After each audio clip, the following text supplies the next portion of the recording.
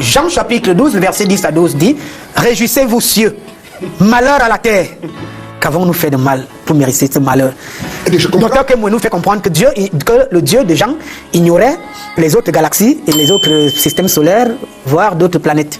En fait, de manière simple, ce que le docteur Kemwe dit, c'est que le rédacteur de la Bible ne connaissait pas la cosmologie. Parce qu'il n'y a pas un Dieu qui a écrit quoi que ce soit.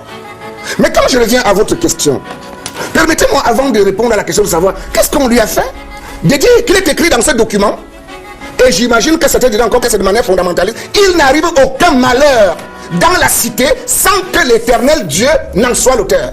Quand on a compris cela et qu'on se rende compte que Monsieur le Dieu Tout-Puissant qui a créé un diable en sachant qu'il va désobéir, quand ce diable désobéit, il l'envoie sur la terre des humains qui n'ont pas désobéi afin que le diable les séduise pour que ces gens puissent résister au diable que le Dieu Tout-Puissant a créé et leur envoyé afin que Dieu puisse les sauver. C'est du terrorisme.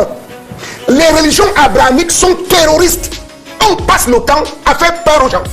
Le diable est venu parmi vous. Amenez-moi ce diable, vous allez voir, je vais le vaincre.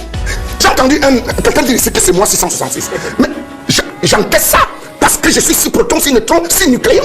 Je suis 666. Je suis un nègre et je suis fier de l'être. Et je veux combattre votre Christ jusqu'à l'annihiler. La preuve, quand vous avez senti qu'il est en danger, vous avez commencé à dire qu'il est noir. 2000 ans pour vous rappeler que votre Christ était noir. Quand ceci est dit, c'est une parenthèse. Monsieur Dieu, qui nous envoie son diable que lui-même a créé, il nous dit malheur à la terre. Pourquoi ne l'a-t-il pas envoyé à Neptune? Pourquoi ne l'a-t-il pas simplement annihilé? Est-ce que le Dieu Tout-Puissant n'était pas capable de détruire un instrument de sa propre malformation? Vous comprenez que Jéhovah est un incompétent qui ne vaut pas la peine qu'on lui accorde le moins de respect. Vous allez reporter votre casquette de pasteur puisque je vous crois. Pasteur veut dire conducteur d'homme. Alors, en tant que pasteur, je voudrais donc on ouvre la Bible. Permettez. Nibokas m'a offert une Bible d'Arby. Je l'ai, je la garde précieusement à la maison. Alors, en tant que pasteur, comment comprendre Apocalypse 12, verset 10 à 12 qui dit réjouissez-vous cieux et malheur à la terre, dit Jean dans cette. Allez-y. Je voudrais déjà préciser rapidement que pasteur ne veut pas dire enseignant de la Bible. Et quand quelqu'un dit qu'on ne doit pas lire, on doit la lire.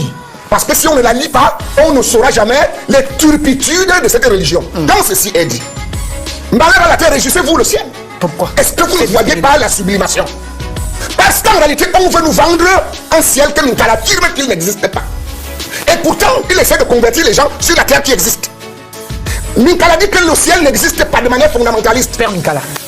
Il ne s'appelle pas père. La Bible dit qu'il ne faut pas appeler quelqu'un père sur la terre. Allez-y. Et donc, docteur Minkala dit que le ciel n'existe pas. Et que le livre d'Apocalypse n'est pas un livre historique. Donc, ce n'est pas la terre dont on parle.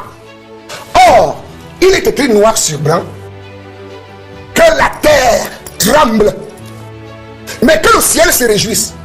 Or, pourquoi la terre doit trembler? Parce que le diable n'est jamais descendu. On l'y a précipité. C'est écrit comme ça. Et pourquoi le ciel doit se réjouir? C'est parce que quelqu'un a chassé le diable. C'est pourquoi votre question a du bon sens à Monsieur Jéhovah. Pour qu'il nous envoie son ennemi. Merci beaucoup. Abonnez-vous. D'autres vidéos viennent. Merci.